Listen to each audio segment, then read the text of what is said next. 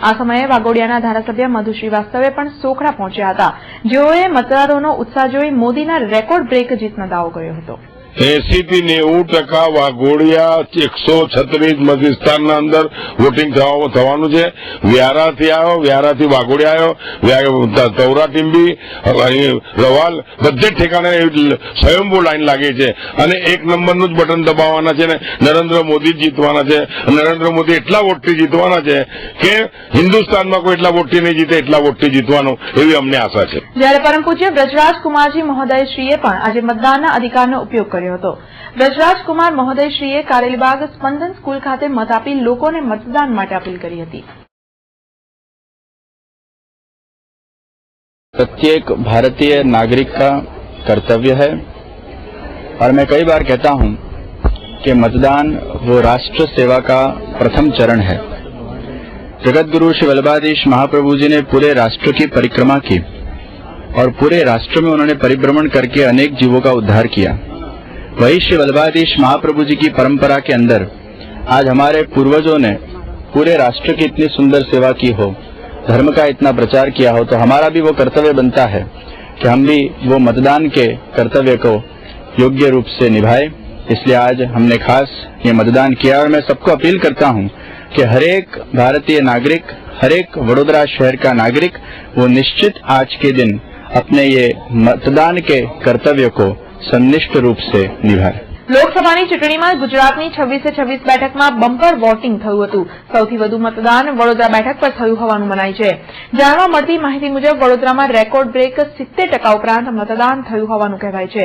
70% ઉપરાંતના મતદાન સાથે વડોદરામાં અગાઉના તમામ રેકોર્ડ બ્રેક થઈ ગયા હતા। આ અંગે મુખ્ય જિલ્લા ચૂંટણી અધિકારી ડોક્ટર વિનોદ રાવે મતદારોનો આભાર વ્યક્ત કરતા મતદાન પર વિસ્તૃત માહિતી આપી હતી। ગયા વખતે ફક્ત 49% मतदानની ટકાવારી હતી 2009ના લોકસભાના ચૂંટણી દરમિયાન। આના સામે અંદાજે 70% કરતા વધારે મતદાન 6 વાગ્યા સુધી થયું હોય એવી ગણતરી છે। કદાચ થોડાક વધારો એમાં પણ થવાની શક્યતા છે। એટલે હું માનું છું કે વડોદરાના ઇતિહાસમાં અને કદાચ ગુજરાતના ઇતિહાસમાં સૌથી વધારે મતદાનની ટકાવારી સાથે અને એ પણ સંપૂર્ણ શાંતિપૂર્ણ રીતે મુક્ત અને ન્યાયી વાતાવરણમાં ચૂંટણી યોજવામાં અમે સફળ રહ્યા છે। એ મતદાનની પ્રક્રિયામાં આટલી ગરમીમાં પણ ઉત્સાહથી આવીને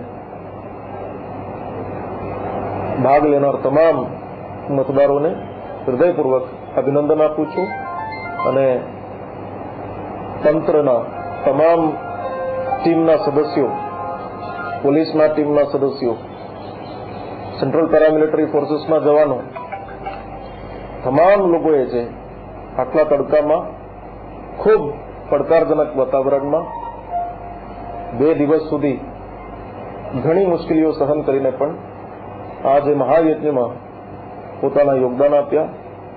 જિલ્લાના ચૂંટણી તંત્રના વડા તરીકે તમામે તમામ ટીમના સદસ્યોને હૃદયપૂર્વક અભિનંદન, આભાર। સવારથી જ શરૂ થયેલા મતદાન 6ના ટકોરે પૂર્ણ થયા બાદ ચૂંટણી તંત્રએ ઈવીએમ મશીનોને સીલ કરી દીધા હતા। મતદારોએ તો ઈવીએમ મશીનમાં પોતાનો ફેસલો લોક કરી દીધો છે। હવે જોવાનું રહે છે કે 16મી મેના રોજ મતદારોનો ફેસલો શું હશે। જોકે હાલ તો ભાજપ કોંગ્રેસ પોતપોતાની જીતનો દાવો કરી રહ્યું છે, પરંતુ સાચો ફેસલો 16મી મે થશે। તો હવે ઇંતજાર કરીએ 16 મેનો।